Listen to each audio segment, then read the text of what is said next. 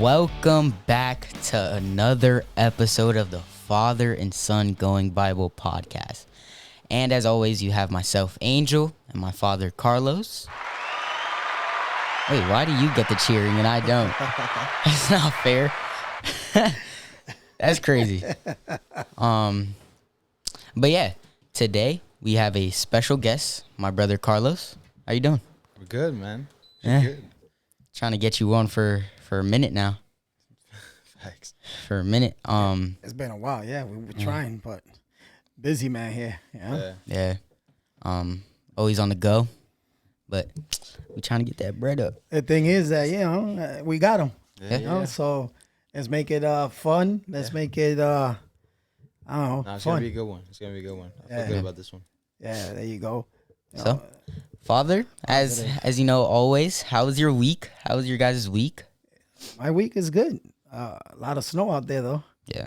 You know, so get ready. We got a shovel later on. A lot of snow outside. Yeah. What happened? I don't like the snow. I'm not gonna lie. I don't like the snow. One, not? it takes away from baseball season. Okay. Can't really Alright. practice as much. Hey. Two, you just can't go anywhere when it's snowing. Or you can, but it's just like way more dangerous. Yeah, that's true. It's like it limits your traveling. That's a big phrase for me right there. The roads were nasty. I was out there earlier Yeah. and roads were nasty. Yeah. Real nasty. But So how was your week? Just to add on to that point, I feel like I've always said snow should stop December 31st. The moment December 31st hits, no more snow. 'Cause then why is that? no, it just I don't know. When I see snow, I relate it to Christmas time and holidays. And once we're already, it's about to be February 1st, and no more holidays for a Once little we minute. passed all that? Yeah, snow should be gone just with the holiday. Facts. It should only be here for the holidays and gone when it's not here no more. Facts. Nah, yeah. It feels weird. Nah, yeah. I don't like snow. I'm not gonna lie. No? Besides, people aren't happy when like if they're happy when the snow is here for the holidays, and then like I said, when it's not holidays, they don't they don't like it. Yeah. You know, Well, not the kids from my that's- school. That's because people are not satisfied. Yeah. That's why. That's a bar. When it's too cold, we complain. When it's too hot, we complain. I love it too cold. Huh? You like it cold? Yeah, I love it cold. I like it, Can't stand it. you know, not too cold, not too hot. Nah, not The me. fall, the spring. That's If I'm playing baseball, 100-degree weather.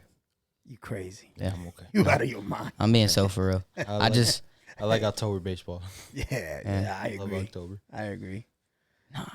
No? October baseball, it's okay, but 100-degree weather Different, dude. pitching. Different. Now, if I'm catching, October. But if I'm pitching, give me that 100-degree weather.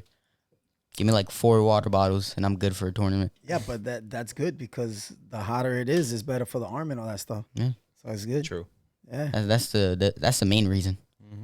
So, for those that don't know, okay, Angel's my youngest son, and this is my oldest son, and he's named after me, Carlito, Carlos. Middle name? Nah, I'm not gonna say your middle name, should I? Yeah, Full why go not? is crazy. Nathaniel. It's a good one. Yeah, Nathaniel. A lot of people might ask, why Nathaniel? But the reason why I chose Nathaniel is because the name Nathaniel is a gift of God. So once I saw that name, I liked it. I fell in love with it. You know, he's my firstborn. So it was something that was special to me. That's why I gave him that. That middle name. Yeah, I gave him that middle name for that reason. It is a gift of God, my first child. And I love you, Pa. I love you more, man. I love you guys. You guys, I gotta say something. This takes a lot of guts. This takes a lot of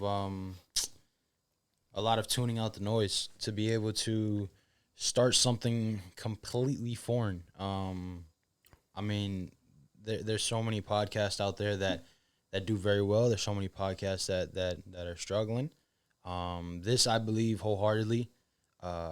There's gonna be so much more time for you guys. It's gonna be a good one to watch. I'm just glad I'm able to be a part of something great. You know, I usually don't care too much about taking credit for good things that happen. I have a lot more love and care for just being a part of something that someone else decided to make happen. Yeah, this is something that a lot of people may overlook. In the beginning stages, they'll be like, man, these people are crazy. They don't know what they're talking about. Look at them buying all this expensive equipment for what? Nobody's gonna watch. Man, who cares if nobody watches? But if I'm a big believer in perfection and actually not perfection, getting better. Repetition, trying something over and over again. That's the definition of insanity. Trying something over and over again, expecting a different result. And you guys are setting something foundational right now. Where in about, who knows? God's turnaround could be something so spectacular that within the next 2 or 3 months, you can reach crazy numbers in this day and age, and it will happen. It's not Amen. It's not a question of when it will happen, but I truly believe, and amen to that, because you know what, it was something that God gave the word, not to me, but to Angel. To both of us, actually. Yeah. Not for the podcast, but so for the people that don't know, sorry to cut you off. Yeah. For the people that don't know, I know I do it a lot, but I'm sorry. It's okay. Yeah, listen, go For ahead. the people that don't know, I got the word that I was going to go in public and tell people about the gospel and stuff like that. And my dad, he got the word that he was going to work with the men's and talk to the men's and stuff like that. So I told my dad, I was like, why don't we just do something together? And he was like, what can we do? I was like, I don't know. So it took me a day. And then the next day I thought of it. I was like, yo, we should do a podcast. We could talk to the younger group, middle-aged group, and the older group, and everything in between. And who knows? We could just sit here, chill, talk about God's word, and still be happy, We're chilling in our home, right? We're comfortable. Snowy day. Yeah, snowy day. snowy We're day. just here, cozy, comfortable, warm, There you go. right? So, yeah, that was the main reason why I wanted to do this podcast, was just to sort of reach out to every generation, honestly. Yeah. So yeah.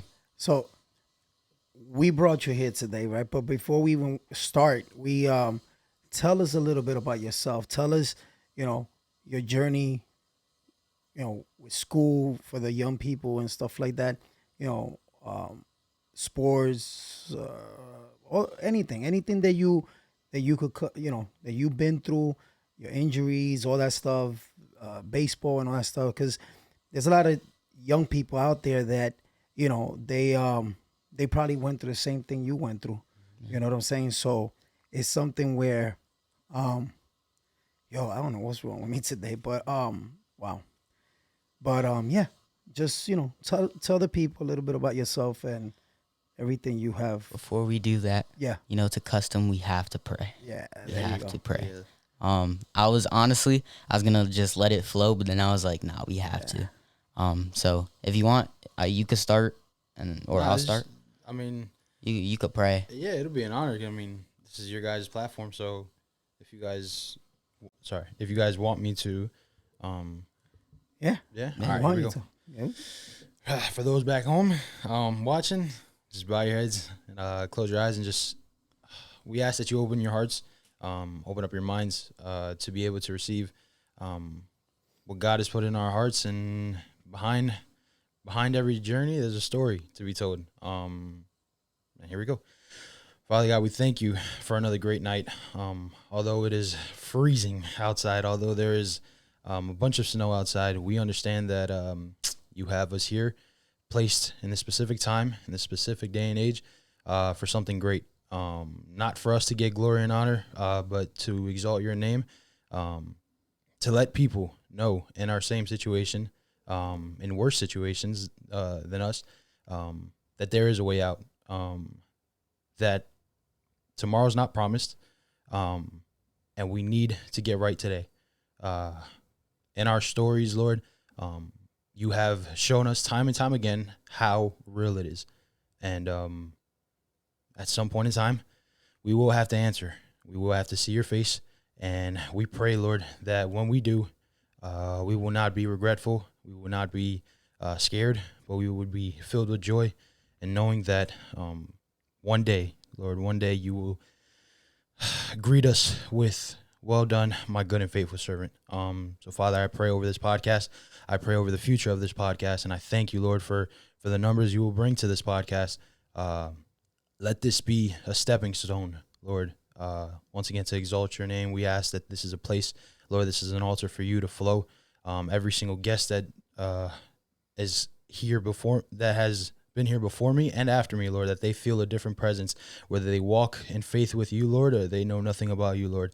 I pray right now, Father, that each and every person, each and every soul that sits in this chair, Lord, will feel a different atmosphere, will feel a different change, will feel a shift in their lives, in their families' lives. And Father, for each and every person wondering how they get started, I pray, Lord, that you will also bring them to my father, my little brother, that you will guide my father and little brother in terms of helping them get in started, Lord. Because our goal is to reach as many people for your kingdom, Lord. In Jesus' name, amen. Amen. I don't know if you could tell, but you could be a motivational speaker. Like, yeah. But yeah, tell us a little bit, like, about yourself. Like how my dad was saying, like, struggles, ups, down, lows, like all that stuff. Yeah. Going back to the compliment, thank you. I don't see myself too much as a motivational speaker. I think, as every young adult, every teenager, even every adult, there's a craving for an answer. There's a hunger for knowing what our work, or what the work we do here on this earth, what is it for? Why do we wake up so early to go to work? Why do we stay late to at our jobs? Why do we sacrifice so much time away from our families or from, from loved ones that, may need us? What is this for? What is the purpose?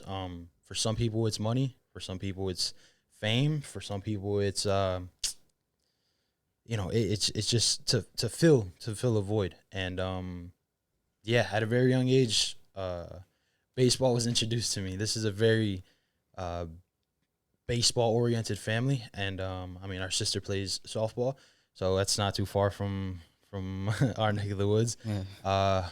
But just to keep it in a nutshell, baseball was always in the picture. There was a lot of ups and downs, but one particular moment in time that I love to bring people to, because it happened so recently. All right, here we go. Ready? This is the first time I really talked in depth about this. So around the year 2020 to 2021, that was roughly 4 years ago. That was when COVID? Yeah, COVID happened. And there was a lot of rumors, and talks and speculations of potentially the whole world shutting down, and a lot of seasons being canceled, just a lot of everything being canceled. That's stuff you only hear out of movies or TV shows, That's something that you would never expect that to happen, here in the United States, So fast forward, we get to, I believe it was the middle of 2020 going into 2021. The shutdown happens, or a little bit before. I'm a little bit off with the timing on when COVID actually was strong and in effect. But in terms of the following year, 2021, the year I graduated, they were starting to lift slowly the I guess the regulations of what it was that we were able to do and what we weren't able to do. So fast forward, unfortunately, and fortunately enough, because it teaches me a lot more to this day of what actually took place. But my family was affected, was one of the families of many that were affected by COVID, and we had to deal with a lot of, we had to deal with quarantine, we had to deal with social distancing, even within our family. And it's tough. It's something where me and my family, you don't see us as close as we are together now because we're all getting older. But where you see me, you see my brother. Where you see me, you see my sister. Where you see me, you see my parents, and vice versa. So fast forward, it's something mind breaking when it comes to being in the same place but being far apart from each other. That's and physically at that point, right? Because emotionally and spiritually, that could you can go down a rabbit hole with that as well. But physically, it's something different because you have to see that loved one wearing a mask, walking around you, or saying, "Hey, look here, get this," or tossing it to them. Like I would never want to toss a fork or a spoon to my mom. I want to be able to go bring it to her, bring her food. So fast forward, we get into the baseball season. Being that we missed 2 weeks, I also missed 2 weeks of what we like to call spring training. So I got a little bit of a later start. I was lucky enough to, I think, make preseason. Season was going well. Once again, still ups and downs. But this was the first year I finally felt a lot clicking within the sport. My swing to my defensive work, just to the way I approached the game, the way I approached every situation that came to me. Fast forward, we get to, I believe this is March 21st or May 21st. I get them, confused just because of the M's. But we, our rivalry team, I'm gonna leave it at that. But the team that usually is one of the best to watch when playing against us, Behringer. Shout out to them. They have a great program. They've always had a great program. They play with a lot of grit and they play with a lot of heart. Behringer's what, a high school or what? High school, Okay. yes, high school. So our senior night, we faced Behringer. I would like to say packed out crowd. I mean, it was packed out for any regular season game. But I'll be honest with you, the only people I can count that were there were my parents, and that's because of how focused I was for that game. I knew what the stakes were. I knew what that game meant. It's very few people that feel, and be free to ask me questions, guys. I'm gonna get to the point in a minute, but we're I'm just trying to build up a story behind it. But anyway, pushing forward. I know it was earlier in the game that unfortunately the injury happened, but let's just give it a fourth inning, right? Because high school we have seven innings, so let's say fourth inning hits. We're back and forth with this team. Behringer's giving us that work, and we're giving it right back. So the play, I'll never forget it. We had a man on, I believe, second and third. I could be wrong, but I know there was a runner at third. We had infield in, so that tells you that the score was pretty close. You know, fourth inning. We had, I believe it was a tie and run at third. And the goal was just to get that kid out. The goal was to get that kid out. And as the play is unraveling, right, infield's in, the ball was hit to my shortstop. Shout out to Anderson. He gets the baseball, right? The baseball was an in-betweener. We like to call it in-betweeners. Why? Because it's the middle of being hard hit at you and also weakly hit at you. So it's one where you don't know where you have to either sit back on it or charge it. Lucky enough, you made the play. Like I said, it's an in-betweener. It's one of the hardest things to do in the sport. As he approaches the baseball, he receives it. The runner starts to take off. So I believe in his internal clock, it's another phrase we use in baseball, internal clock, knowing what the situation is and how much time you have with the runner, with the batter, knowing how fast he runs. You tend to take your time on certain plays because you don't want to let the situation get too big for yourself. So the play was home, and for whatever reason, all I knew is that I had to cover first base. That's my job. That's what I had to do. Put my body on the line for a potential pick, right? Just to get an out, right? We're trying to get out of the situation. We're trying to help our pitcher out. We know that if we get the out at first, let's say it's 2 outs now, that run scores, but we can still hit. Yeah. Like our guys are still going to come out and show out and hit. So the ball is thrown to me. My shortstop, Henderson, he has a 3/4 slot, so he throws sidearm a little bit. So what happens is a lot of kids that throw that way, the ball tends to tail a lot into the runner, right? Or if not, it yanks. One of the two. It's never really going to be a straight throw. It's either going to go into the runner where I have to reach out in front, or I have to kind of reach to my right side and go for it that way. So this kid, I get back to the bag. Being around the sport for so long, you get so comfortable with yourself, and the way you play that sometimes it could be your greatest fallback, your greatest fall. And I say that to say, to just never be comfortable. And once again, that can go down a rabbit hole within itself.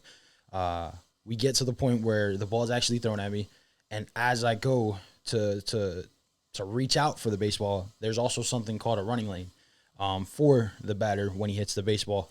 And also whenever a batter's on base, they have their own running lane, something I can't get in between. Something, if a throw happens, I have to try my best to not interfere with the runner, right? Because he has that advantage, and he has that right to have his own lane. What happens is when you hit a baseball and that the runner gets out of the box, sometimes they trip, sometimes they fall over themselves, and wherever they start running, they have to stay in that straight line. If they try and wiggle out of that, there could potentially be an overturn call, we like to say. Fast forward, the kid's running down the line, and a collision happens. It's something where it's one of the plays that I've been collided with at first base, but not something to this magnitude. The kid ran into me, and unfortunately, my arm got to the point where now it's in his lane, right, into that running lane that I talked about. And we later found out by the doctors that did X-rays on my arm that it wasn't, thankfully, a tear. In your elbow, you have on the inner part of your elbow, we like to call it UCL. That ligament allows you to, pretty much throw a baseball. One of the ligaments, one of the most important ligaments. Mine was a hairline tear, to say the least. So it was a hyperextension to the elbow, and later after that, once everything got checked out, I'm in the waiting room. I get to the room. The doctor looks at me and says, right after the X-rays are done or whatever, he looks at me and says, "I got good news and I got bad news for you. Which one you want?" And I said, "Give me the bad news." He's like, "The bad news is you're not going to be playing for another 9 months." So, actually, no, I'm not going to say anything because I'm not sure. He said for the next 9 months, you won't be playing baseball. Sheesh. And then when he said that, how do you take that at that time? Yeah, how did you I didn't believe him. I didn't believe him, and not because I was trying to be super religious, but just off of the simple fact that I didn't really. It was all so real for me, You were shocked? Yeah, 100%. I was just like, no way, it's 9 months. He just ran into my arm, and that's it. He pulled my arm back a little bit. That's it. Adrenaline, you don't really feel the pain at that. But at that time. the moment he gave me that news, it all set in really quickly for me. And it was once again, so real moments, something out of like a movie. You're like, wait a minute, I'm having one of arguably the best years of my life in terms of the sport, where everything's starting to click. Everything's starting to make sense. Yeah. All the work that I put in is really starting to pay off. Why is this happening to me now? Mm-hmm. Yeah. No, that was the bad news. What was the good news? The good news is we didn't need surgery for it. Okay. So usually with those injuries, you need surgery to repair it. And what ends up happening is really good surgeons know that if the player's still developing, I've heard, I don't know, I mean, don't quote me on this, but I do believe that they take the ligament from the back of your knee, or I can't remember what it is. I think it's from your leg or something. If it's really bad, like some pitchers when they throw really hard and they're not, they end up tearing it. They grab a ligament from your leg, the back behind your knee, and then they reattach it. Wow. Once again, I do believe they do that for certain surgeries, but once again, it's one of the, obviously our legs have to be strong. But that's besides the point. That question, right, where you're like thinking to yourself, like, yo, all this time, all this like hard work, all sweat, like I put into this game. Not only that, dedication too. Yeah, like everything's starting like to show. Like maybe for somebody else, they're probably like, yo, the coach is finally giving me compliments, finally giving me PT playing time. And they're like, yo, like, why is this happening? Yeah. And that right there, like you said, for like all the other topics, it could really get you into like a deep rabbit hole. So now all that happened. You got the news. You got everything. I believe you're getting therapy now, right? And all Yeah, that stuff. yeah. So right after that, he just told me. So I told him, "What's the good news?" How long was the therapy? The therapy was for the 9 months. Oh. So what happens is, in this time, I verbally committed. A little bit before that, I verbally committed to a D2 JUCO, out in Maryland. A school that I it's like my second home. Those guys knew that I was going out there healthy, before this, so they're expecting me to be healthy, Yeah. right? And like I said, it was one of those seasons where it showed, and it's something where, once again, it didn't break me. I just told him, okay, like, what's the next step, right?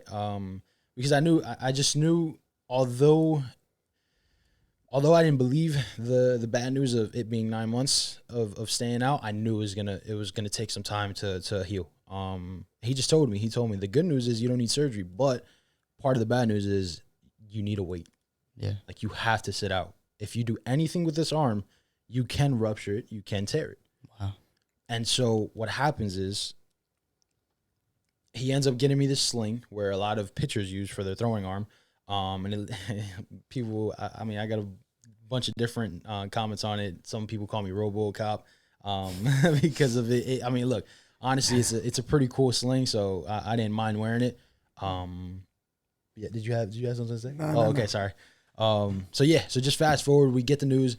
Now Little Los is like, hey, all right, what's next? I'm trying to get ready, because not only did I verbally commit, I already, officially committed to this school, and I need to be healthy for them, and I need to show them the reason why they picked me. And so that all happens. Now, the shift is, as this is all done, as this is all taken care of, and of course, well, just to elaborate a little bit more on that, as a human being, as a young kid, you think, man, this was done intentionally, right? I know now that whether it was done intentionally or not, that's none of my business. That was my story. That's what had to happen. That was a part of what makes me today. So once again, this is also a personal advice for anyone that's listening. Whether it was intentionally done to you or not, whether it be from a family member, whether it be from a friend, a coworker, your boss, even, whether it was done intentionally, that's not what you need to focus on. What you need to focus on is what you can learn from that situation, and essentially how you can grow, and how this can benefit you. Not so much benefiting you, but getting you to a point where now you no longer look at that as a personal attack, but you look at it from a point of view of, okay, how can I use this to leverage and help other people that are going through it? And how can I use this to essentially preach the gospel within this? So we get to the second injury, right? 3 major injuries. I don't know if you guys mentioned that before, but to those that may not know, we brought you here for you. Yeah. So, because I think what what you're about to do is, like I said, I don't think that you're the only one that has gone through this. yeah, There has to be other young folks out there that has gone through this, or is going through it, or they're already adults and they went through it, and they probably feel a certain way. True. You understand what I'm saying? Yeah. So that they might have never gotten clarity on why it Exactly. happened. Exactly. Yeah, 100%. Exactly. 100%. Yeah, so, I mean, as long as you guys give me the time for it, I'll take you guys down memory lane the entire way. So the second time, so we get down there. Now we are the end of 2021, going into 2022. Once again, COVID regulations are still lingering. You have to get the vaccine, right? We're not afraid of any of that stuff. God takes care of us. But we have to get the vaccine. We have to do certain protocol. We have to take certain protocols.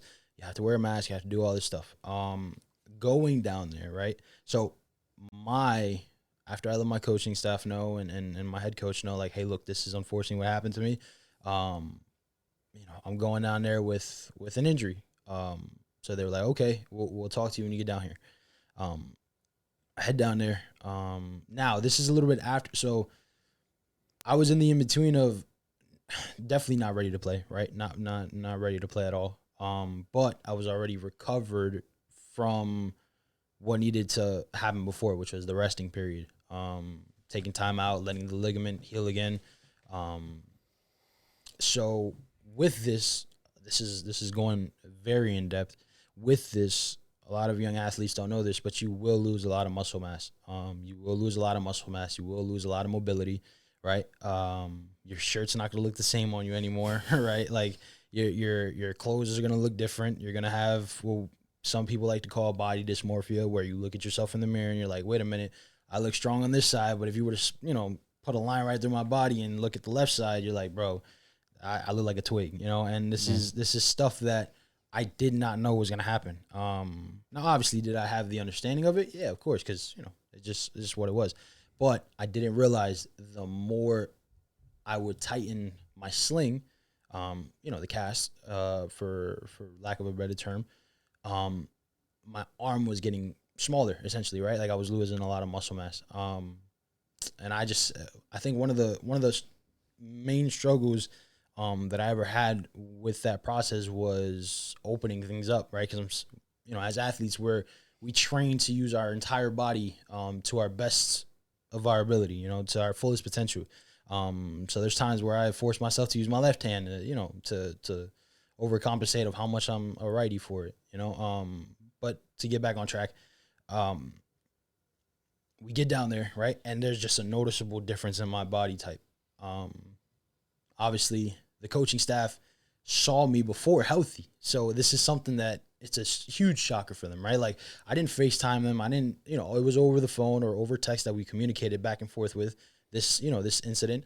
So they didn't get to see how I looked after the fact, right? Now, when they see it, they never told me personally, but I'm pretty sure it was a pretty big shocker, right? Like obviously it was a time of it was a very like downtime for me. I was probably overeating a little bit more, because I couldn't train as much. So I was just like, man, what's the point? I'm gonna eat and try and get, stronger or whatever. So, and not only that, I was not allowed to lift any weights. I wasn't allowed to do my usual workout routines or even swing a bat. And that was the hardest thing for me because of the simple fact. Now that you're saying that was the hardest part, to that. So how did you were able to, because you must have, did you go through any distress or anything? Yeah, I was just about to ask that. Or did you, how did you overcome it? Yeah, overcome it. Like, did you pray? Did you ask God? How? Because for you to go through your surgeries, I mean, not surgery, I'm sorry, through, the injury, your injuries and all that stuff like that, you must have been depressed and all that stuff, right? Because now you couldn't play, you couldn't do the stuff that you loved. Yeah, you couldn't do nothing. So how did you overcome all that? Yeah, I'll be 100% honest with you guys. This is also another point in time where I cared more about how I did on the field rather than my relationship with God. And obviously a lot of people that might be a shocker to them. And the truth is I might have prayed maybe 4 times within each injury. And not because I didn't want to. It was just so routine for me to just figure it out as a human being, right? Like that's just in my blood as a young man to figure it out. Coaches tell me, teachers tell me, friends tell me, adults will tell me, figure it out, right? As a young man in this society, you have to figure it out. How old were you when they used to tell you that? Oh, I mean, from as young as maybe 11 or, it was the how do I put it? The situation in terms of what they used to describe it changed, obviously, because I got older, so it was a lot more understanding. But something as small as, for example, me as a 10-year-old trying to do my homework and I couldn't figure it out, get it done, ask somebody for help, do this.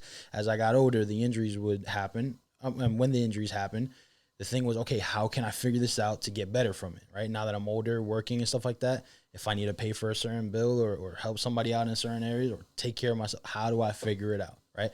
And the thing is, the wrong the wrong thing for that equation was the I part, right? Like I had to take myself out of the equation for me to actually receive what I needed. And unfortunately, so in a sense, sorry, no, you're good. it was like a sense of like pride almost. Not so much pride, right? Because I'm a very humble individual. I No, think yeah. it was more of just what's that word? It'll hit me, but it's more of just like It's like once a again, like, motivation. or something? yeah, like just so determined, like super tunnel vision focused that I forget who's actually the one I should be leaning on, right? Yeah. And once again, I guess just putting stuff in my own hands. I used to tell myself that a lot after the fact, like, man, I just put so much into my own hands, knowing that I was gonna fail myself in the end, right? And it wasn't something that like I was turning away from God and saying like this was His fault. No, I said. I did say a couple of times, like, man, I don't know how this is gonna work out, but it's got to be for something, right? Like, I think that was where we end up falling away sometimes in terms of we get so caught up in our situation that we run to our own understanding rather than God's understanding. Now, once again, we will never truly understand why things happen to us, especially if God's allowing it, right? But when we decide to take it into our own hands, that's when it's never going to work out. Can I Yeah. can I share a verse? Yeah, go ahead. Like, Of course. This is your guys' platform. nah, yeah, You cut but me off it whenever was you want. it was when like what you just started saying now, and for anybody that's like in this situation, whether it be just life where you're just like, yo, like what am I supposed to do, or like what's my purpose, or like what all this hard work, like why, so in Jeremiah 29 verse 11 through 13 it says, I know the plans that I have for you, declares the Lord. They are plans for peace and not disaster, Wow. plans to give you a future filled with hope. Then you will call to me and you will come and pray to me, and I will hear you. When you look for me, you will find me. When you wholeheartedly seek me, I will let you find me, declares the Lord. So he's giving a promise to everybody saying that, yo, as long as you seek me wholeheartedly, and even if you don't pray to me, but you still like seek me, like you want to be righteous, like So It's- basically, it's putting just- Him first yeah, and everything. yeah, Putting Him first and everything. yeah. And I think not saying like putting down your testimony, but I think that's where, of course, you went wrong. Yeah, 100%. And I would agree 1,000% with you, because I would love to sit here and say to everyone that's watching or to you guys that if I would have heard that before, I would have been so much happier. Yeah, The truth is I wouldn't have been. And that's just as simple as black and white. Reason being is because, once again, I was so caught up in trying to get better and trying to succeed and trying to fill a void where I lacked, Yeah. and that verse right there reminds you, me, Bobby, it reminds every single person, every single individual that is going through something, hey, you have to let it, you have to take it out of your own hands. yeah. Yeah. Let Him deal with Yeah, it. the moment you release it, that's when true work starts to happen, We ready for the next injury or no? Go ahead. So You guys got more? sorry, one more. Where, like you say, like you try to lean on your own understanding. I don't know. I thought of the verse where Jesus says, "Take every thought captive," right? Because if you really think about it, since we're sinners and we're not perfect, that means every thought that we have isn't God's thought. Yeah. Right. So when you take that thought captive, actually the verse says, take every thought captive and bring it to the obedience of Christ. Right? Which means like, yo, Lord, I don't know if this thought is right. I don't know if I should be doing this. So Lord, if I'm not, show me a sign, show me like if I should be doing this, like, should I be thinking this? Like, just, that's why it's so important to like not lean on your own understandings and not lean on your thoughts, right? Because if it was good to lean on your thoughts, sin would have never entered the world, right? But since Eve and Adam lean on their own thoughts, which in reality they got deceived. But since they leaned on their own thoughts, they ate from the tree and disaster happened, So leaning on your own understanding and like just is not what you should be doing. Yeah. Instead of seeking him wholeheartedly, like Jeremiah 29 says, and bringing it to the obedience of Christ, because if we bring it to all-knowing, all-good, all-powerful God, and he says something, we know it's good, and we know it's for us. Like it says, I have plans for peace and not disaster, plans to a future filled with hope, right? So I think that's one takeaway from the first injury, to don't lean on your own understandings, but bring it to the obedience of Christ, whether it be thoughts, actions. Be like, Lord, what I just did, is this right? Like, I know the outcome is bad, but was this like your will, right? So that's one thought that you guys could take away from the first injury. Yeah, that's fire. Yeah. It's a fire analogy. Yeah. Go with your third. We good? No, the second one. Second. Here we go, second one. Yeah. Second one. Yep, second one. So, fast forward, just to have a clean outro to the first injury.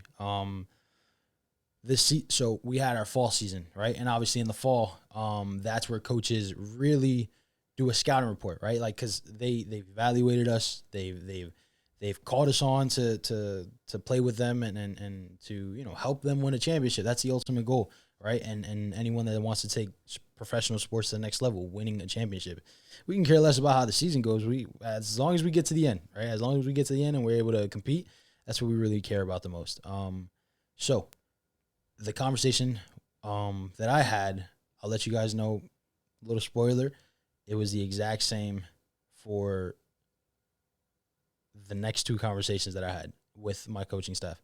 And it simply went along the line of, hey, Los, we appreciate you for coming out, right? Like, it takes a lot of courage to come out and still compete or try to compete at this level.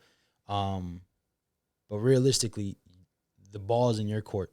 You have to really ask yourself, do I want to sit here? And just to also add on, being that we were in the COVID season, around that time, the regulation was, or the ruling was that whoever missed their first season, essentially, so not my graduating year, right? Like, it was the year before me. They were 2020 graduates. Those people, whoever missed their year, they were granting them that year back of eligibility, right? So it was pretty much saying, hey, look, whoever was there before you now has another year to compete and also play in the same spot that they were in before. So not only was I unable to show what I was doing prior to my injury, now I had to compete against, some were grown men, some were still coming out of high school just like me. But I was competing for a spot that ultimately was, and then obviously there's nothing impossible for God, but just so you guys understand the mindset that I was in, it wasn't going to allow me to even compete because I was, once again, trusting myself first. And that's just ultimately why I wasn't able to get back, I think, quicker. Because sometimes we delay our process, our own selves, and it was because of that. I was trusting in how many times can I get in the weight room to get strong enough to get back on the field healthy? How many times can I go to, physical therapy to get back on the field and healthy to play? Where it could have possibly been something as simple as, hey, fasting for 3 days, praying consistently for a week, and reading 3 Bible verses, right? And that might sound ritualistic to, as a ritual to some people, but it might have been something as simple as that within a first month of me being down in Maryland, and I could have probably been instantly healed. Yeah. Right? I mean, that would have been a possibility as well. Yeah. Apostle said that. He was like, some of you guys are one prayer away from your blessing. Yeah. One word maybe Yeah, and Right. it could have been something as simple as that, but unfortunately, I didn't lean on that one. And that's the truth, and I'm not ashamed of saying it because that was what the truth was, right? And I know there's healing and there's deliverance and spreading the truth within one's self and with obviously the gospel. But fast forward, we get that conversation going. The coach is like, hey, Los, like, we love you. We appreciate you. We love the way you are around your teammates. They love having you around. But the reality is there's going to be 2-year returners allowed to play another year. And How you took that when you heard that? oh, that was, once again, it was a fire that rose in me because it was something that going to play you. So Man. at knowing all of this, right? Knowing this is all a possibility that can happen, I still ran through the fire. And the problem was I was looking for a spot on the field, in the classroom, and in the future, obviously now, for a spot at work, and not really realizing that the most important spot is in the kingdom. You know what I'm saying? And like realizing that my spot should be, or I should be looking for a spot in the kingdom. And yeah, that was one of my biggest fallouts. So now that you're saying that, right? You was looking for a spot. So now that we know you went through your injuries and all this stuff like that, you're no longer playing baseball. But now, are you? Because in my eyes, not only because you're my son, I saw everything since you were small and all the struggles, everything you went through, right? But I saw the hard work. I saw everything you learned.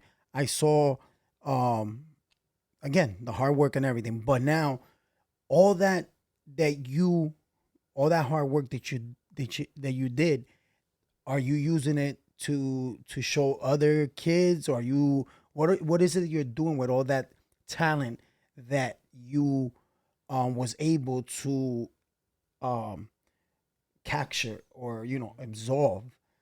What are you doing with all that talent? I mean, what is it you're doing with it? Yeah, I'd be a fool or selfish to say that I put the cleats up, I got bitter, and I just started working and focused on myself. I'd be a fool and I'd be selfish to do that, knowing that, once again, what we go through is not for us. It's for the next person, the next generation, your coworker, your boss. So what we go through is not for us. Wow. You know what? Apostle was preaching on that today. Yeah. He was just did you wasn't on the Zoom today, was you? No, I had issues with my Zoom and it was giving me problems. Yeah. He mentioned that today. But anyway, I'm sorry. No, continue. and just, I mean, hey, look, it's Yeah, no, that sorry to cut you off, but that makes sense. Like, Yeah. whether you go through something when you were younger, and you're like, when you have kids, you could teach them. Yeah, You know, so yeah, yeah, and I mean it's so true. So to piggyback off of what Bobby was saying, yeah, no, I the moment I got back is, once again, I had 2 other major injuries. Real quick, I'll touch on it, and then another time I could describe it. I mean, go into detail about it for the sake of time. The second injury, I came back to Jersey after all that happened. Once again, medically redshirted, came back to Jersey. I played, now fully recovered from my elbow injury. Fully recovered. Now I'm looking to play into a men's league, right? Or, a collegiate league where I'm able to play collegiate against other players that are in college. Play 1 tournament. Then that, the end of that week. The following week, I was taking my little brother and one of his friends to school. And on my way back home, it was drizzling. And the rain was starting to pick up. And as I'm driving back home, it's a busy street, and it's also a tighter street because of cars parked on the street, right? Like on the street or whatever. So it makes the street, if the street is this wide, it'll make it look this wide because the car is parked. And out of each side, there's a one-way coming this way, there's a one-way coming that way.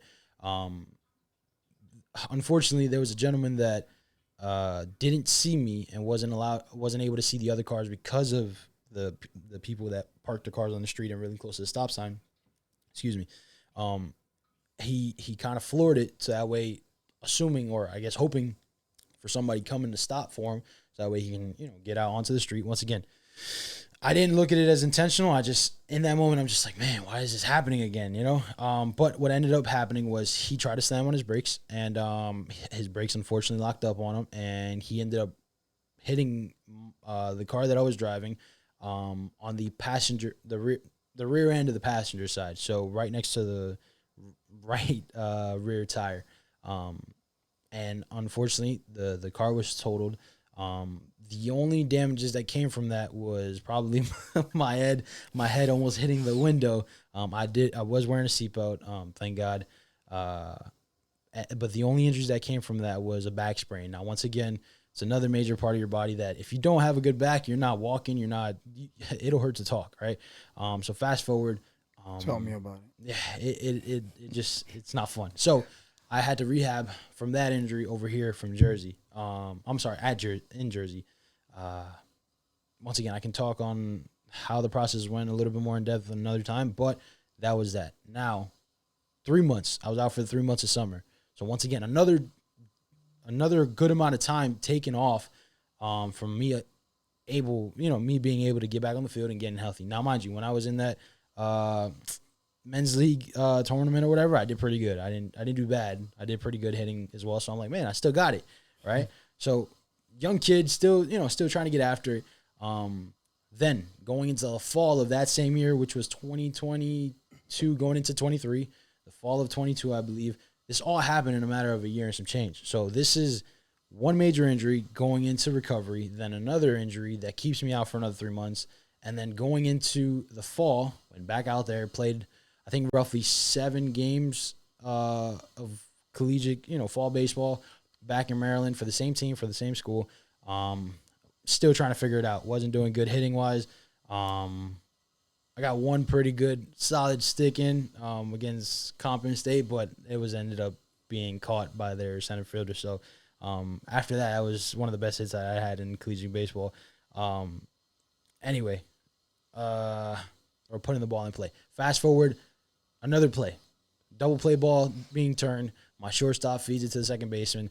Second baseman ends up, prior to that, nothing against him, but he said his arm was hurting him, and I knew this. So, once again, I'm mentally preparing myself for a potential overthrow, whatever the case may be, right? And that's what ended up happening.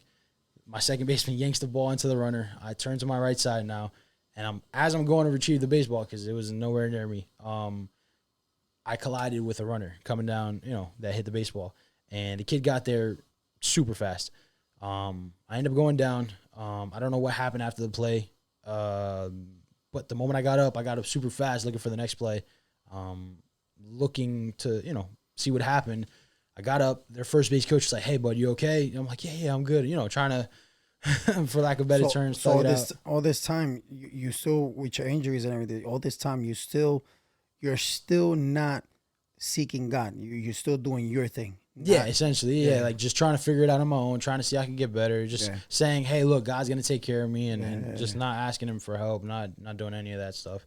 And once again, not out of ignorance, or maybe a little bit of it was ignorance, but not intentionally not looking for him. It was just, I was so accustomed to, okay, if I was in the situation, how am I supposed to get out of it? Because I got myself into it. So that's how I looked at it. I didn't look at it as, hey, this is God's fault. He did this to me. Now I'm not looking for him no more. No, it was never that. If anything, I kept thanking him for keeping me from not, for example, not getting even into a worse potential injury. Because when that car accident happened, I was shifted into oncoming traffic. So thank God there was nobody coming that way.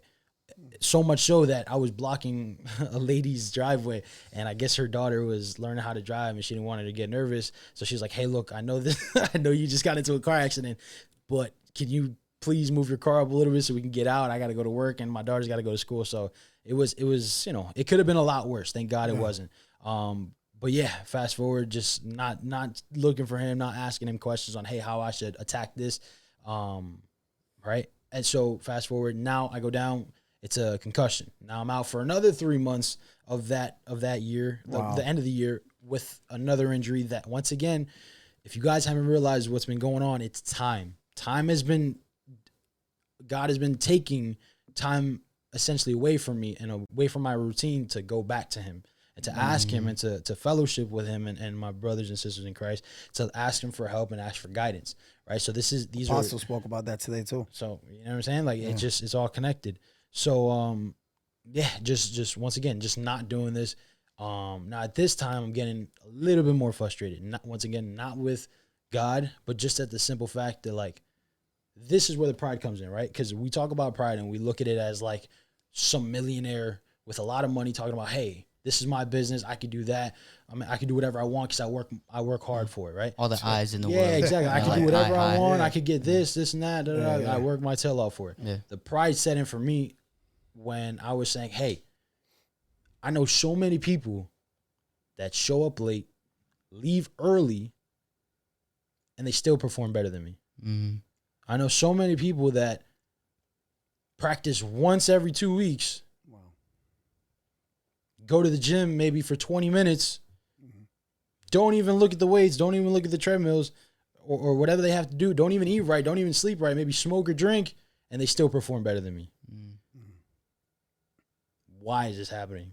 Yeah. Not so much, once again, not questioning God in the sense of why is he making this happen to me? Why is he allowing it? No, just like I just couldn't wrap my head around, I guess, the unjust, or what I would think, my human brain would think unjustly, right? Because if you look at it in a movie, you'd be like, hey, look, this kid's working his tail off. He's sleeping late nights. He's getting out of the gym at 1 o'clock in the morning because he's training, trying to get back better, eating better, doing all these things to get right, and it's still not going his way. Well, I know now that whether I put in X amount of hours, I'm not guaranteed anything. And I say this with respect, not negatively speaking, right? Just being realistic. I'm not guaranteed a spot.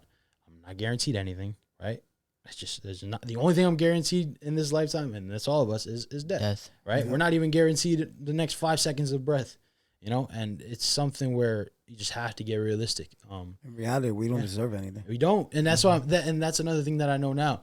I didn't deserve to even be able to use my left arm again when I got hit. Right? Like it should have been as bad as, hey, I can't use my left arm, or the car accident could have went so bad that I was paralyzed from the waist down, and now I'm in a wheelchair. I didn't deserve to get out of the car, check up on the guy, him check up. Like I didn't deserve any of that.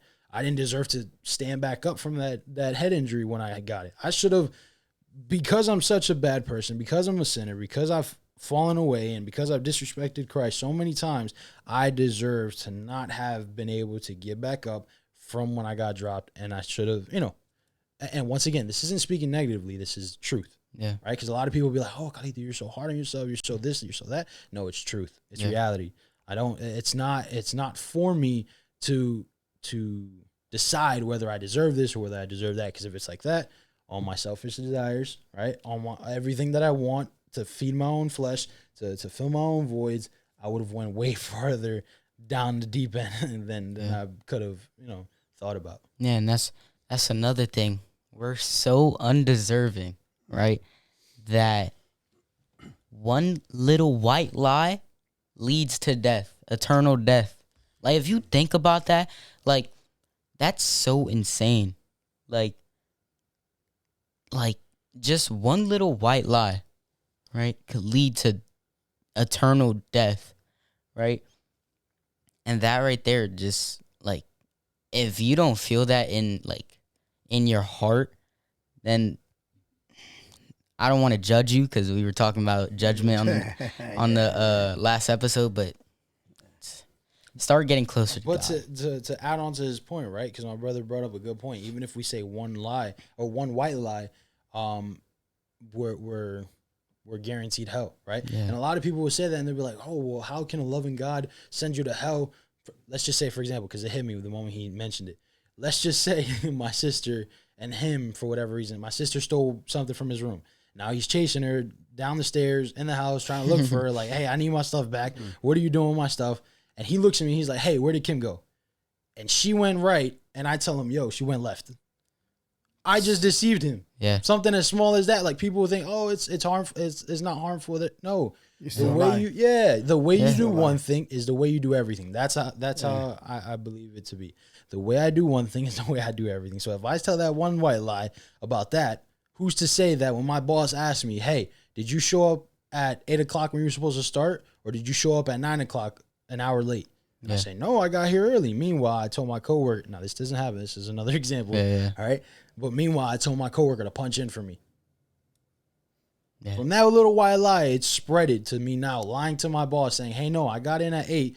But reality is I told my coworker to punch me in at 8, and I ended up showing to work at 9. That's another reason why whenever we're talking about lying, I love going back to Adam and Eve, right? Because what you were saying when, like the example was, like my sister took, I'm going to say this, my phone, because she's always taking my phone. And if we go back, most of my photos and videos are her recording on my phone. But that's because she loves you, man. Yeah. So, no, I'm kidding.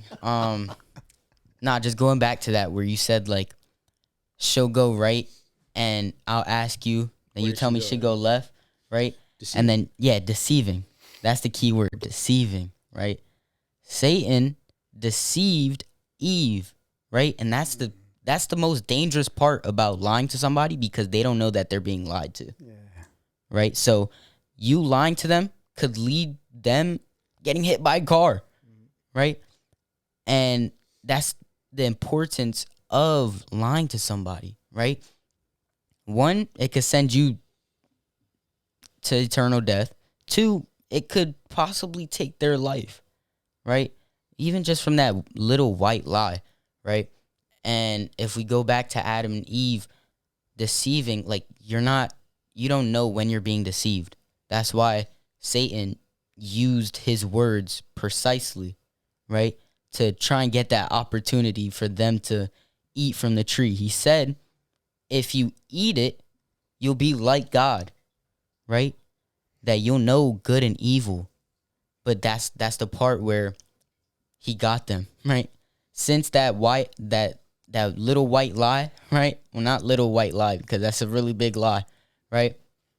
That lie led to death, right? God said if you touch it, literally just put a pinky on it, right? You will certainly die. If you touch or eat it, you will die, right? So that just shows that, a lie could lead you to death right there. Satan lied to them, and since they ate it, death. Yeah, and to add on to that point, the idea of it is less about, I guess, not less about being deceived, but understanding that, okay, if deception is about to take place in my life, why is that? And essentially it's because we're allowing it, right? Because we don't have the Holy Spirit inside of us, plain and simple. Deception happens when it is allowed from the person being deceived, right? Like, being lied to takes place because of the person believing the lie in the first place. Yeah. A lie isn't truth. Yeah. Like, that's the opposite of truth is lie. Yeah. So the lie starts taking place into someone's life because they allowed it. Now, once again, it can lead, like my brother said, it can lead to death. But to help you guys out, in the way that it doesn't lead to death, is having the Holy Spirit living inside of you, and understanding and really discernment. Discernment. Yeah, because so I'm sorry, right? But in order to know the truth, if we're going biblically, right? Jesus said he is the way, the truth, and the life, right? So when you're closer to him and you're filled with the Holy Spirit, that means all lies, all evil, you're like, yo, that's not from God. That's not from him, right? And if it's not from him, it's necessarily evil, right? So, and it brings death. And you mentioned that Jesus is the truth and the life. So when you listen to truth, you have life. When you listen to lies, you have death. Bars. So, again, what is it you're doing with the talent that you have? This is I was just gonna say. I want to know. So thank you for bringing it up, because I did remember, and I'm like, man, I got to segue onto that. But yeah, so coming back home from all that, I stayed in Maryland for another year and a half, going on 2 years, I believe. Met some great people out there, made some great connections that I still have communication with to this day. So we got back home to Jersey, and a very, very close friend of mine that I consider another one of my brothers, right?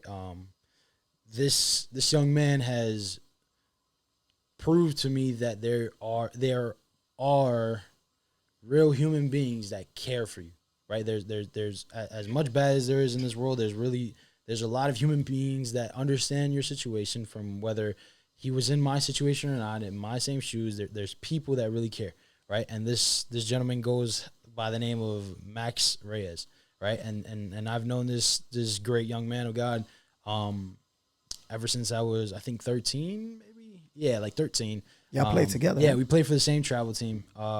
We unfortunately he was, I think he was a few months or maybe a full year older than me. So I would play on the same team as him whenever there was a fill-in like needed. You know, he was a catcher slash PO. I mean, we did it all. Like everyone that played on that team, we all played every position. So fast forward. He was in, and this is also another thing, that God places people in your life after removing certain people from your life, right? Or even before it. But the idea is that those people are still around, and it's just ultimately asking God, like, hey, can you surround me by God-fearing people that really care about you, that really care about moving your kingdom forward, and that have the same mindset as me on trying to get better at this life, get better at this walk, right? And he connected me with this young man ever since, we were 13. We obviously had different paths in the sense because, we were doing our own thing, going to college, trying to play ball, trying to go to school. And fast forward, he was in communication with me ever since I went down to Maryland. I think maybe a year after, maybe a few months after, right around the car accident injury, if I'm not mistaken. But he's been in communication with me, telling me, hey, look, are you still in Jersey? I have an opportunity for you where you can coach baseball and you can also get paid from it. Obviously, that sounds amazing. Yeah. You know what I mean? Like, regardless, hey, look, even if there's no money involved, coaching's still fun, right? Whatever circumstance it might be. But It's something you love, right? Yeah, Baseball. yeah. But here's the thing. When you're young, your goal is to attach something that you fell in love with, whatever hobby it was, whatever career it might be, and just get paid from it, essentially, right? Like, it's not about the money, but if the money's involved, it's even better. It's a plus, right? It's not, you know what I mean? So, but anyway, he stood in communication with me. He kept asking me time after time, like, hey, Lewis, when are you back in Jersey? We need coaches. We're willing to pay you X amount. And, I know you, I trust your intelligence, your knowledge about the game of baseball. And I do believe that you can be a great asset for our organization that we're trying to build up. And I said, bro, I would love to do it right now, but I'm still in school. I'm still, trying to get back on the field. I'll definitely hit you up when I get back home to Jersey. And he's like, all right, just let me know. I'm like, all right, cool. I got you. Thank you for thinking about me. Well, fast forward. I get back home to Jersey the year of, I think 2023 going into 24, or maybe 24 into 25. No, 23 into 24. Yeah, 23 into 24. I think it was around February, late February. Yeah, because you're back, 2 years already? Yeah. So we're back in Jersey, and not even me touching my feet back on Jersey's streets, he calls me again. Hey, Los, you back in Jersey? It's like he almost knew, like, God, he almost knew, like, when I was supposed to get home. Like, not only did I mention it to him a couple months back, but he just had me in mind. Like, God allowed him to keep involving me in what he has today. And I said, hey, bro, like, look, I'm back home. I am thinking about going back to school, but unfortunately, for X, Y, and Z reasons, I might have to put that on hold for a minute. And he's like, hey, like, let's do it. All right, cool. Like, you have transportation? I'm like, yeah, I got transportation. He's like, all right, let's go. Like, I'm letting my boss know, or I'm letting my partner know now that you can coach. And I'm like, all right, cool. When can I coach? He's like, what did he say? I think he said, so, okay, I got back in February. I think early to mid March, I was already like at their practices, right? Mm-hmm. And it just we sometimes take for granted how fast God could really change our situation. And I say that because although it may not have seemed like a lot, right, at the moment, a few bucks for a practice I showed up to, a few bucks for a game that I coached, it was still a stepping stone for God trying to change my trajectory in terms of, okay, now you thought about yourself for the last 5 years and truly seeking something that not going to leave you happy, right? Not going to fill up what you need. Now it's time to worry about my people, my next generation. And so I'm like, okay. And now, now we're here, So essentially it was a coaching gig, right? It's a coaching gig that started off with, once again, a few practices here and there going to. And you got a word on that too, right? Yeah. It's tough for me to remember the dates like exactly, but I know it's around the same time. Cause once again, looking back on it now, thank God that he allows me to like remember this stuff, because sometimes us as human beings, we only remember the bad things that happen to us. You know what I mean? And it's just one of those things where if you keep focusing on that, it's just never going to go good. But yes, we did get a word multiple times that we would be back on the field. Whether it was coaching, whether it was doing X, Y, and Z, whether it was playing, back on the field, we did get multiple words and multiple confirmations, right? Because it was one word, but then after that followed up confirmations of like, hey, look, this is what it's going to be, and this is what you need to get ready for. Once again, shout out to our pastors and apostles, Victor M. Sanabria, and his family, great family. They've always looked out for mine and my family as well.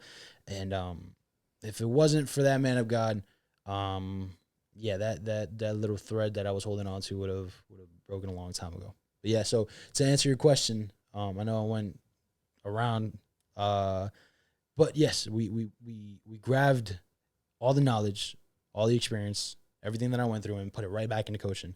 And not for the sake, once again, not for the sake of money, not for the sake of being social media famous, not for that, right? It was just simply, hey, look, I'm tired of seeing kids beat themselves up for something that isn't guaranteed to them, number one, right? Because a lot of young kids, they don't know that it's not how good of a person you are, right? Because, man, I'll be honest with you, as much as a good person I think I am, I'm not. That's number one, but I do try my best, right?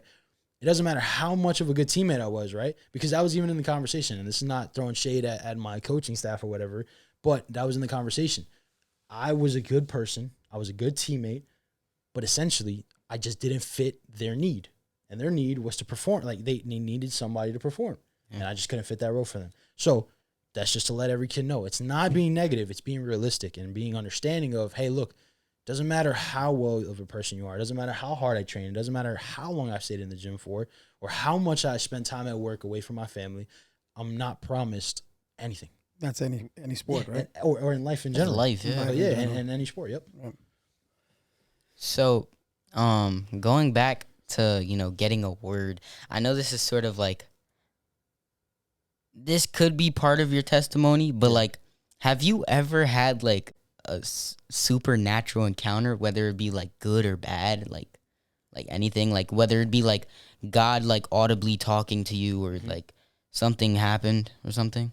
On the baseball field, off the baseball field, like Any, like just so like in general. in general. So okay, so you want encounters with God or with Hey, if you could give me both, give me both. Okay, yeah. I just honestly, if you could be vulnerable, Yeah. that'd be great. Okay, cool. Right.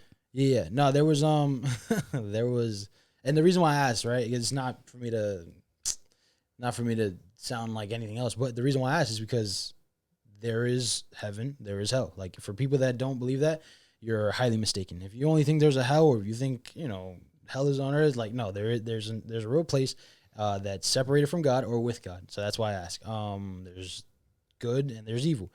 So fast forward to to your question. Yes, I've had a few encounters by myself. Unfortunately, it wasn't a fun experience, but I thank God for it because once again, it doesn't matter how far I fall away. Not saying that that's good either, but just to be realistic, right? We're humans and we're selfish. We're selfish creatures. God's so loving, even when He allows us to experience certain things that are out of our control, right? Like once it's out of our hands, we're nothing. Yeah. Does that make sense? Like especially in the supernatural world, like in the supernatural, the moment it's out of your hands, like the Bible speaks about us not wrestling against flesh and blood. Yeah. But against spiritual, principalities forces or something and like that. principalities. Yeah. So once it's out of our hands, like I can't go toe to toe with the demon. Like Yeah. it's just not happening. Yeah. Right? Like Fighting sin with sin. Yeah, like not even just that, but like it's a physical thing that a lot of humans like to go towards because that's where we are. We're physical beings, right? Yeah. But it's the spiritual world. It's so much different, right? And not saying that I dibbled and dabbled in anything else, or it's just one of those things where if you leave way for the enemy to creep in, right? Like, dude, the enemy does not care. Like Jesus Christ is a gentleman. He's softly speaking to us, softly speaking to our hearts. The enemy doesn't care. If there's a window, he's gonna break in and try and get in. Like he's not caring, right? So, yeah, it's not like I said caring instead of caring, right? Yeah. Slang crazy. Anyway, so A Jersey slang. yeah. So fast forward, like if you aren't like alert, if you aren't on your P's and Q's in the spiritual world, you're gonna get attacked. And that goes for everybody. That's for the baby Christian. That's for the man of God that's been in church all his life. Do you remember? You remember when you was younger and they gave you a part in church and you started, what was it? The armor of God. The armor of God. Oh Yeah. yeah, You remember- preaching, right? Yeah. You remember when you did that and you did it with the catches equipment? Yeah. You remember how, what you said and all that stuff like that, or you? Yes No. and no. I remember. Because I know you use the catches. I mean, Yeah. the helmet. Yeah. And then the the glove for chest like the protect. shield. Yeah. Yeah. Yeah. No, it was.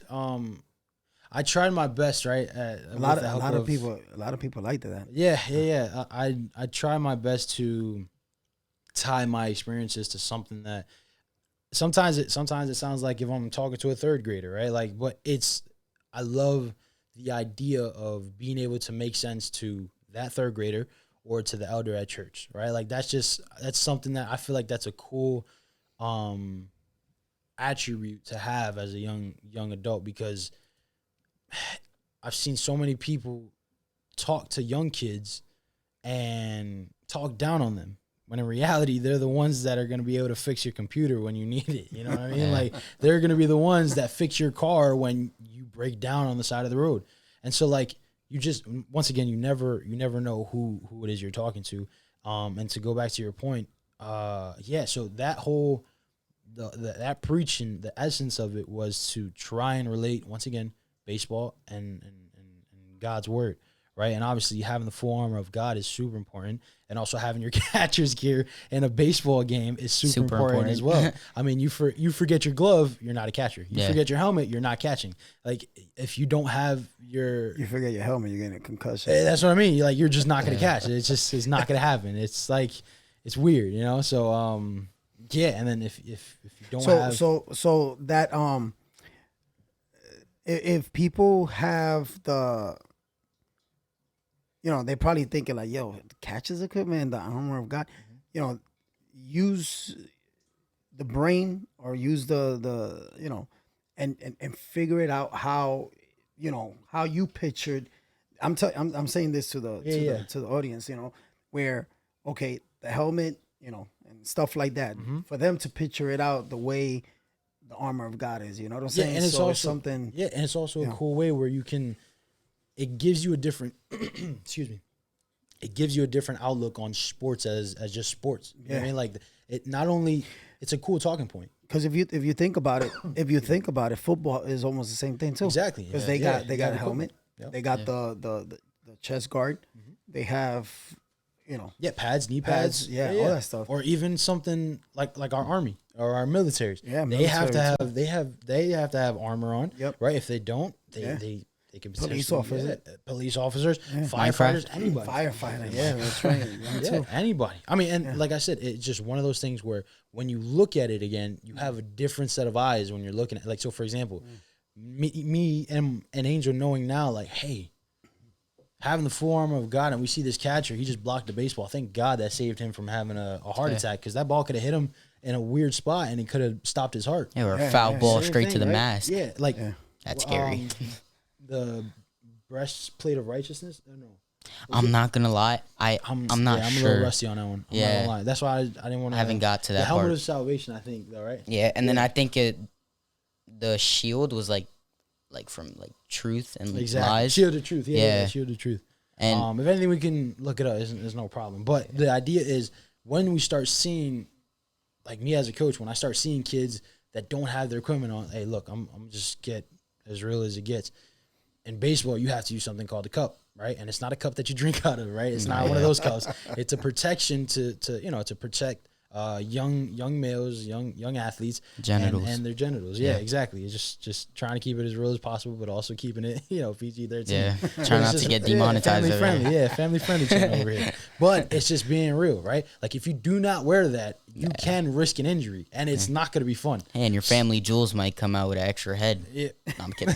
I'm kidding. You know I'm what I kidding. mean? I'm kidding. So it's just one of those things where if you don't prepare, you're preparing to fail. You know what I mean? So it's like, I'm kidding. I'm kidding, so it's just guys. one of those things where, and the same thing goes with the armor of God. If you don't have your shield, if you don't have your helmet on, you can get attacked. You can get attacks to your mind, right? You can get attacks to your heart, and then ultimately that starts shifting your whole walk with God, and that's not what you need. Honestly, I was thinking about it like this: the baseball is the lie, and the glove is the shield, right? The baseball, of course, is the lie, like I just said.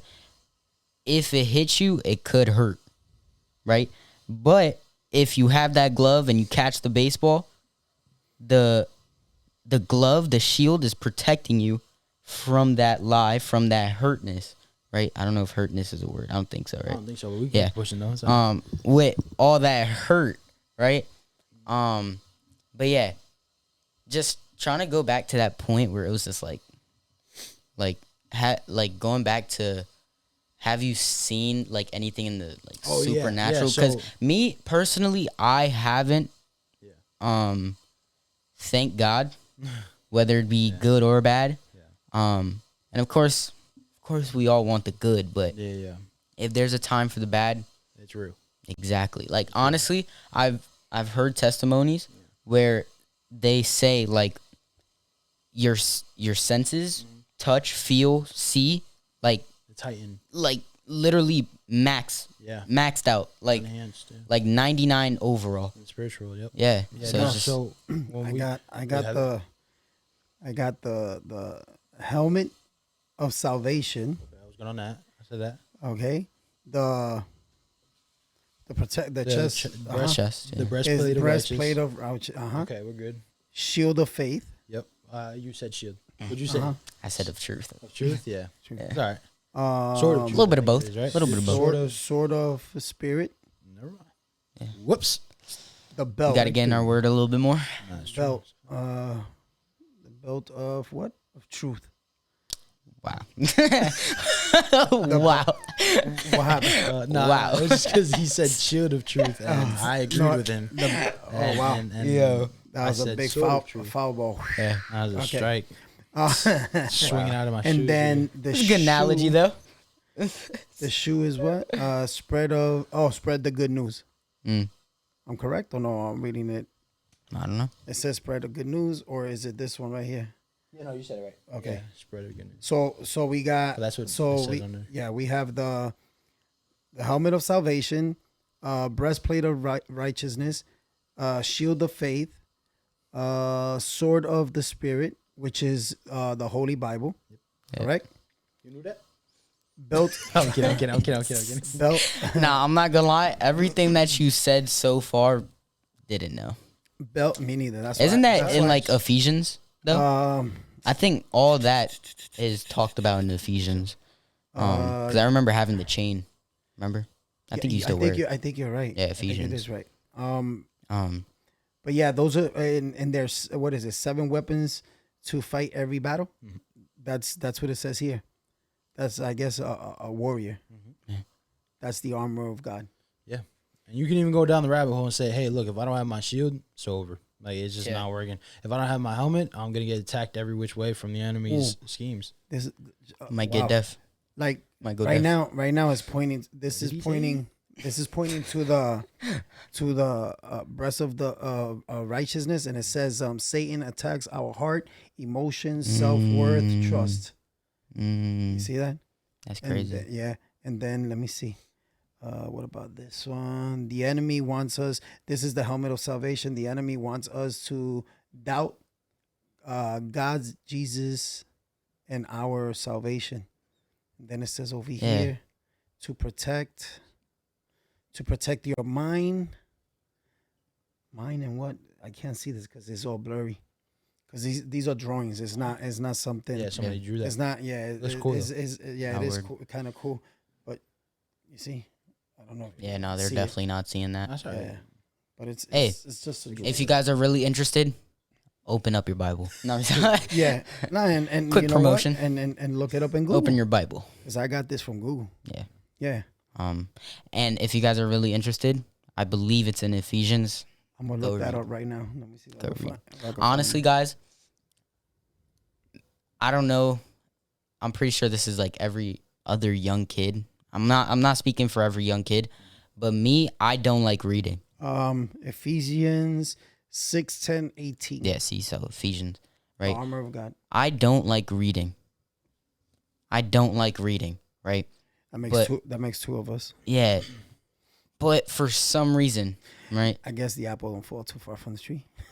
I guess. But for some reason, whenever I read the Bible, it's just like, I don't know. It It, is different. like, for me, I'm very, like, visual, and I could picture stuff in my head, right? So, like, whether, I don't know, like, let's just say somebody tells me to picture something, right? And they tell me, close my eyes and picture this.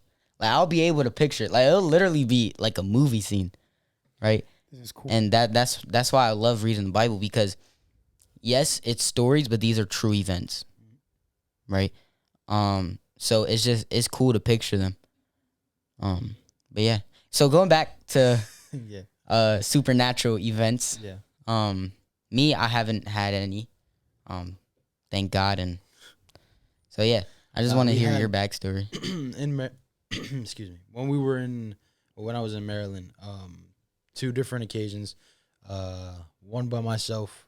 I don't believe my roommate was with me at the time. I think I was by myself already. I think he had already moved out. Shout out to Manny. That's my guy. So when he, I think I fell asleep after work, on the couch that we had or whatever, and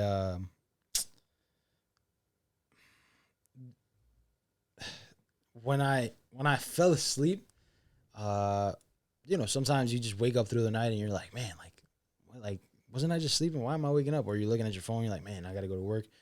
Nah, I still got 2 more hours or whatever. It's like Yeah. something like that. You wake up, or you wake up to use the bathroom, get a drink of water, whatever the case may be. But when I woke up this time, I was laying down on my back, and usually, for me, once again, it's not to sound like if it's a ritual or something like that, or just sound like crazy, but usually for me, when I was younger, I used to get like a little worried when I slept on my back, because I'm like, man, or I heard people say like, hey, when you sleep on your back, you're prone to get Sleep paralysis? Yeah, sleep paralysis or something like that. But it's not true. It could happen if I was standing up sleeping. You know what I mean? Like, it just like, or if I was awake, like it won't happen when I was awake, because that wouldn't make sense. But anyway, scratch that. Well, so I was. I mean, you sleeping could on my see a back. vision. Yeah, but so I don't know. so fast forward. Sorry. No, you're good. I was sleeping on my back, and I woke up, and there in the apartment, the moment you walked into the The living the room. apartment, yeah, Oh, yeah. you can see like our living room was right there. We had 2 couches. It was a sectional or whatever. And I was obviously sleeping on the longer end. And when I woke up, it was weird, because I couldn't, like, I was trying to get up, but I'm like, man, maybe I'm just tired and I'm not getting up. So long story short, I like semi-open my eyes, and I'm like half awake, half asleep. And then out of nowhere, I'm staying still, because, mind you, remember, I'm thinking that it's my roommate. So, like, I'm thinking, all right, he's just getting up. Maybe he just can't coming back. I don't know. He might have still been living with me at the time. But anyway, just for the sake of the story,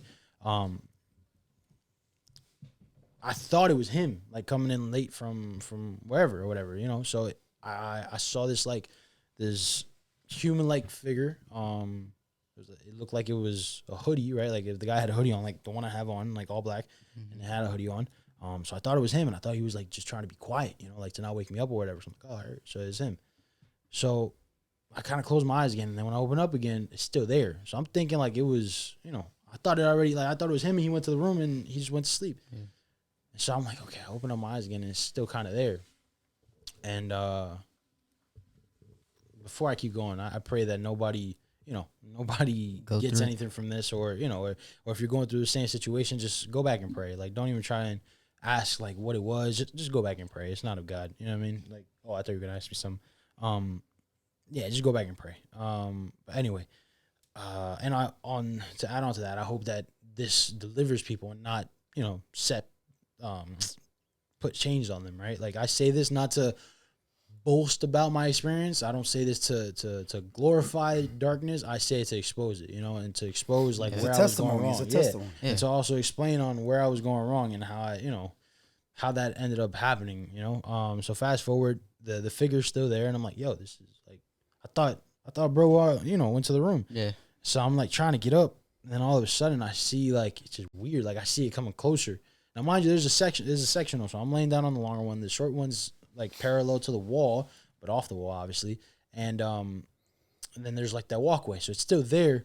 And then out of nowhere, like, I start seeing like the increase in like this figure. And I'm like, okay, no offense, my boy Manny, he knows this. And like, he knows this, but he's not tall. He's definitely not taller than me. Yeah. So now I'm like, okay, this is not my roommate. Yeah.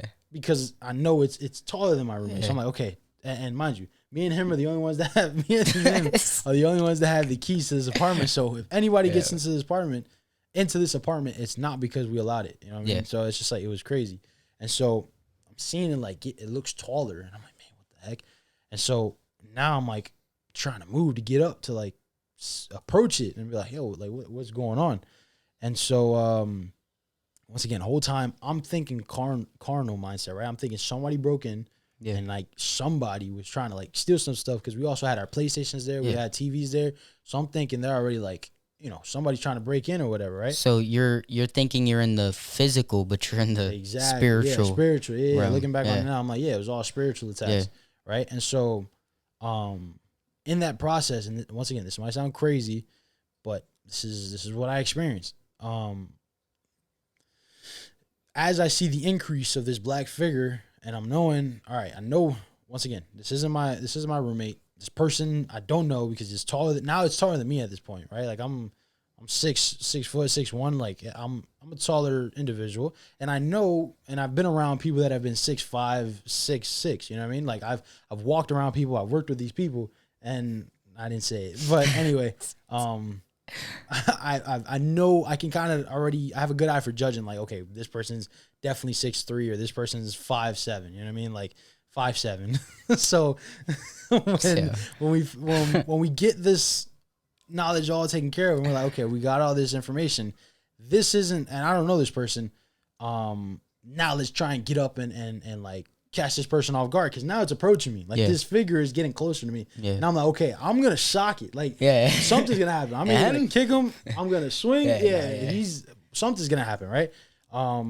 And I think, I don't know if I had my phone. Nah, it was on the table, and I think I had my phone next to me. So I'm like, something's gonna happen, right? So fast forward, the figure, the black shadow, essentially, it gets bigger. And I'm like, man, what the heck is this? So I'm opening up my eyes and I'm closing it. And I feel like every time I open up my eyes again to like really realize, like, I'm like, yo, is this really going on? It gets bigger. Oh my God. And I'm like, man, and my apartment building is not that, it's not, at the time it wasn't small. That tall. Yeah. So like I could literally pull my arm up and touch the ceiling. So I'm like, hey, look, this is getting out of control. I don't know who this is, but it's not a human, Yeah. So when I finally get the feeling, because at this point I'm like, okay, in my mind, I'm preparing myself to swing or kick, but I can't move. Like my body feels stuck. Yeah, no, that's and crazy. I felt like if my hand was in the crease of the seat, and I'm like, dude, I'm trying to get it out. Oh my God. At least close enough to that way I can hit him. Because if I try and swing from back here, I'm not connecting on nothing.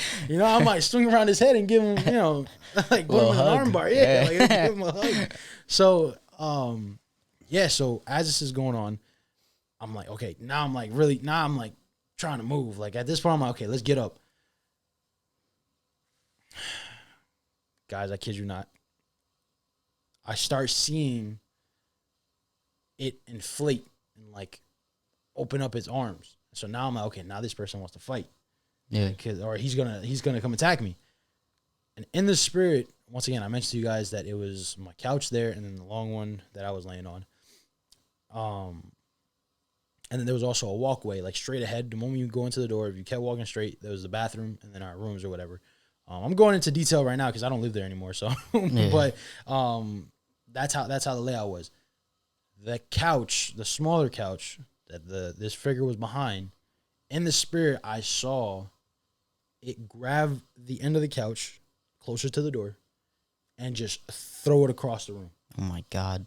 Like, I kid you not. And wait, the reason, wait. Show. Wait, you said that this thing came in what? like, okay, think about, you know how when you just move something out the way, like let's say right now you're trying to move a chair that has wheels on it, and you just like push it out the way. Like, you go like this, right? Like this way. Yeah. He the demon, one-armed, grabbed the end of the couch, like, you know, the armrest side. Yeah. Grabs that side and throws it this way. Like, not like this, like just boom. That just goes to me, looking back on it now, that just goes to show how much power the demons have and how much power angels have. Once again, this isn't happening in the physical. So don't misunderstand me when I say this. This isn't happening in the physical. This is happening in the spiritual realm. And it felt way more real, and it felt so, because at this point I was fearful. Like, once again, I didn't know. I'm still thinking it's a person. So I'm like, man, whoever this person is, they're strong. Yeah, and it's carpet, man. like It's carpet. Yeah. So did it like the couch was roll, carpet, or like did he like sort of like think lift it up like Hulk, bro? Whatever, no lift, no nothing, just. Oh my God! And it goes towards, and you guys have been there, so you know where the bathroom is. So, and it goes like towards the bathroom, and the moment that happens, where I start feeling like I can get up to like defend myself, it gets bigger, and now it's like it's to the point where its head is like coming this way. Almost think of like it doesn't fit. Yeah, it curves to like arch over. Oh my God! And it's not fitting in my apartment anymore, and now it's over me. Now it's looking over me, and so once again, I'm in this. I'm like closing my eyes because I'm like, this can't be real. This can't be real. I open up my eyes again, and it inflates. And I'm not saying all these extra words to like make it sound better. No, it's just what happened. At no time you called Jesus. You didn't say nothing. Like, I probably Jesus? said, "Oh my God!" Like I said, once again, I'm just thinking. Oh my God! I've heard, because this one crazy. It's one of those things where people say, "Oh, I don't believe it until I experience it." I'm not one of those people, so I don't like saying that. Like, if somebody said it, I'll take their word for it, and even if it's a lie, hey, they said it for some reason. They either saw it or they read about it, whatever. So I'm not the type of person to say, sleep paralysis isn't real. I got to experience it to believe it. Yeah. But for some reason, I was watching a bunch of encounters that, people that have these platforms that are Christian, they were talking about it, or they had people talking about it, and it just kind of not manifested, but it, once again, the eyes are the gateway to your soul and your heart. So whatever you let in through here, through your ears, through your mind, eventually it's going to start building up and manifesting in your inside, inside of you. In your brain too. So like all of this is now becoming a reality for me. And now I'm experiencing an encounter where, looking back on it now, I understand, hey, this shouldn't have authority over me, but it does because I'm allowing it. Does that make sense? So if anybody is living lukewarm, or if they're in and out of church, or maybe they're not even following God, but they once did, and you're starting to get these weird attacks, and when I say weird, it's because maybe you're not up to date with what these kind of things are, or what, like, you might not know about it, but you're just like, well, why am I feeling this evil presence or whatever, or why am I experiencing sleep paralysis, or why am I seeing certain things walking in my house? It's not of God. You have to pray, you have to cast out, you have to use his name. And there's also belief in, like, you have to have belief in God casting it out. So it's not nothing to play around with. It's just not. Like, some people, they do. And we pray that one day they can come back to Christ and understand, like, that's not the side you want to be on. And so, so it's just one of those things where it was a realization that, okay, it's happening because I'm allowing it. Because it shouldn't, like, if I confess that Jesus is my Lord and Savior and I'm living right, yes, I can still have encounters, but it shouldn't fear, like, I shouldn't be fearful of it. And once again, I'm human. So some cases that, for example, some people that have been in their walk for way longer, they probably experience Yeah. stronger temptation. They experience stronger encounters, and they might say, "Hey, look, I saw vividly what this thing was, and it wasn't like an angel, it wasn't God." So like, I'm not downing that, but I'm saying whatever you do, understand that if you're in right standing, you cast it out and that thing goes. Yeah. And if it's not going, it's stubborn, and it's because once again, it's a stronger encounter, it's a stronger reason. It's a more, it's just like an elevation thing in your faith. Like, okay, if I'm trying to cast this out and it's not leaving, then it's not because the demon has power. It's because God's probably trying to test our faith. Yeah. You know what I mean? Like that's another reason why it's happening for so long, or why it's going on, is because God's trying to test our faith and say, hey, look, are you going to be afraid? Or if you're afraid, are you still going to call on me? So like sort of what he did with Job. Yep. Essentially. Yep. Like he took away literally everything to see if he still had faith, and he did. So thank you for having us on, or for you coming on. Yeah. But to wrap it up, right? To wrap it up, I low key I want to ask you this question real quick. If someone said to you, "I don't believe in God," how would you answer? Because we ran through the testimony. Yeah. We got a little glimpse of like your walk. Injuries, Yeah, and so with all this, I hope that you guys are still watching. But how would you tell somebody that they don't believe in God? Like, how would you answer? With everything you went through. You know what I'm Yeah. saying? All that stuff that you went through, or, you know, injuries, not having the opportunity to show your talent, not able to, you know, everything you went through ever since, you know, you started playing baseball and stuff like that, and, you know, because with everything that you went through, you had to believe in God, you had to trust Him, right? Yeah. But just to because I love that question, and me and my brother, we always go back to this one song that we heard from a Christian rapper that we listened to. His name is Caleb Gordon, but he mentioned in one of his songs that Oh that my he's God. like, man, how the verse go again? It go like, they be like, Caleb, how you gonna believe what you can't even see? I mean, you can't see the air, but every day you still gonna breathe. So right there, hold on, pause, because it's Like like, bar. because the answer to that question is, you say you don't believe in God, Yeah. right? That's what it says. I Yeah. don't believe in God. How would you answer that? And it's like, you don't see the air, but every day you breathe. Yeah. So like that's in itself, that's faith, right? Faith. Like, Come on. you know what I mean? Like And- it's just one. And shout out to Caleb, because God Heck gave him yeah. that. God gave him that Heck yeah. that Oh, insight man. to be able, you know, that man, that what's that word? That I'm looking talent? for?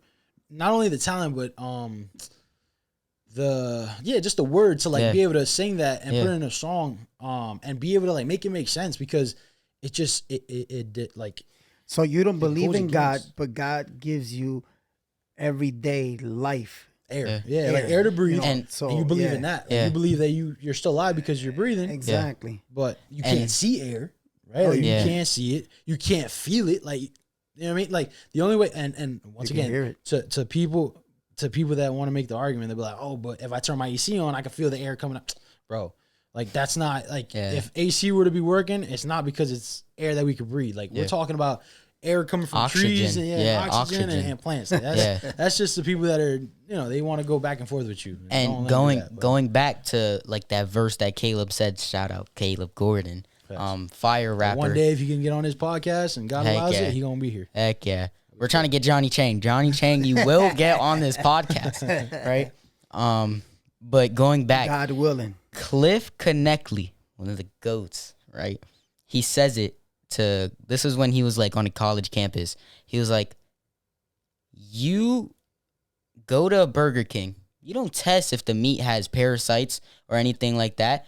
You just eat it and enjoy it, right? That's having faith that that place is clean. Like that has the certification, right? You don't go and test that the clippers from a barbershop are clean, right? You just have faith that they sprayed whatever they sprayed on and it's clean, right? So that sense of faith, right? And if you go back to, actually, matter of fact, for a verse, right? Alex Jean, another good rapper. In one of the songs it says, I'm deep in the scripture, I'm reading the Greek. I'm reading Hebrews 11. Hebrews 11 and 1. It's telling me that faith isn't what you see. Bro, when he said that, I went to go look at it, and it was talking, if you go a little bit more down in Hebrews 11, it talks about how this is God, like, or actually I think this might be Paul.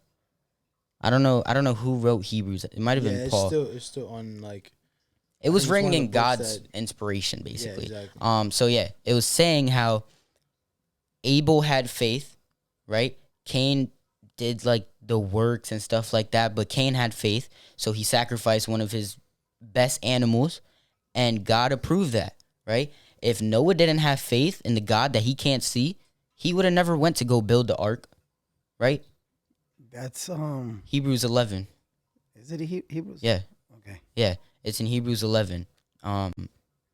It's verse 1 through maybe like 10, right? So yeah, if Noah didn't have faith in the God that he can't see, he would have never went to go build the ark, stay in the ark for 40 days, build the ark. Mind you, that man was building that ark and lived until like 900 something years old, right?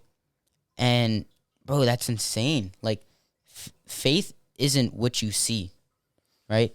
And that's why Caleb and Cliff says you don't see the parasites in the food, or you don't check to see if it has parasites, but you still eat it. You don't see the air, but you still breathe, right? Yeah. You don't check if the dog has ticks in it, but you still pet it, right? Mm-hmm. You're having faith that that owner of the dog keeps the dog clean, right? You're having faith that the restaurant, whether it be McDonald's, Burger King, White Castle, whatever, just named out 3 fast food restaurants. Yeah.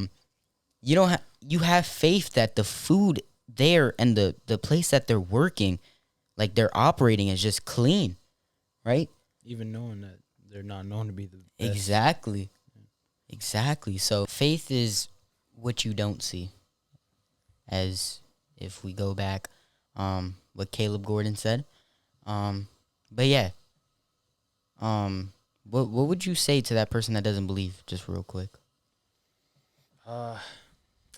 It's hard because there's a lot of times where you find yourself like just in those situations where like you don't even have the energy to believe. But yeah, just keep going. Keep if you put so much attention to something at work and or throughout your day-to-day life schedule, if you put that much attention to it and you find yourself just treating and taking care of that more, try it out with God. See where it takes you. Yeah. So yeah. I mean, what I would tell a person, right, is depending on what they've gone through, right, whether it be, let's just say the church misinterpreted Jesus, right? I would be like, if you read, right, and they show hatred towards you, you would know that they're not really Christians, because the word Christians mean follower of Christ, right? And when you're a follower of Christ, you want to be more like Christ. And when you're more like Christ, all the features that he had and all the actions that he did and stuff like that, it's gonna pour into you, right? Because the gateway to your heart is through your ears and eyes, right? So what you're reading, what you're looking at, right, is gonna pour into you, right? And the Bible is life, right? God's word is life, right? So thank you for coming on.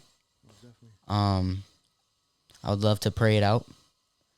So everybody just close your eyes and bow your heads. Lord, thank you for, even though this is a long episode, but Lord, thank you that we were able to say what we wanted to say and what you wanted to say, Lord. Lord, I pray that this episode shows somebody that there is hope, whether they're going through a rough time, Lord. Lord, I pray that you show up to them. Lord, I pray that you show them true love, what love really is, Lord. Lord, thank you for everything that you've done, Lord. I pray that you soften the viewers' hearts. Lord, I pray that they could come and sit down and accept your word little by little, day by day, Lord. I pray that you pour into their heart, Lord. In your name, I pray. Amen. Amen. So, yeah, Amen. Thank you for coming on. Most definitely. Thank you. Hopefully there's a part 2. Thank you guys for watching another episode of the Father and Son Going Bible Podcast. Hope you guys enjoyed. As always, like, comment, subscribe. Comment whether feedback, a topic that you guys want us to talk on, a question maybe. And if you can, turn on the post notification bell. It's a big sentence right there. Thank you guys for watching. As always, thank you for coming back on. Sure. Thank you for also being on the podcast, even though this is our podcast, but thank you. Thank you.